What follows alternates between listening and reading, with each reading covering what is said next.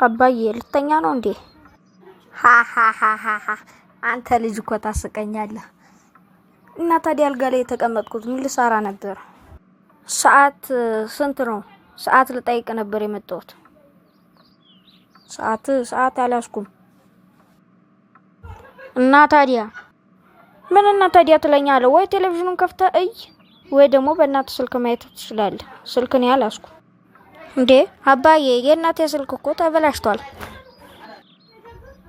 አንተ ልጅ ግን ወይ ተደባደበኛ እንዴ? ችግር አለብህ እንዴ? ያማል እንዴ አንተ? ከዚህ በኋላ ጭቅጭቅ የለኝም። ከጎረቤት ሄደህ ማየት ትችላለህ። ኡፍ ጎረቤቶቻችን እኮ ቴሌቪዥናቸው አይሰራ፣ ስልክ የላቸው፣ ሰዓት የላቸው።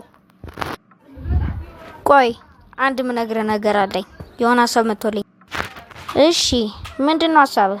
ሀሳቤማ ውጣልኝ፣ ቶሎ ውጣልኝ፣ ውጣልኝ ነው የምልህ። እሺ እወጣልሃለሁ። እና ምን ጊዜ ትፈጃለህ? ውጣ እንጂ።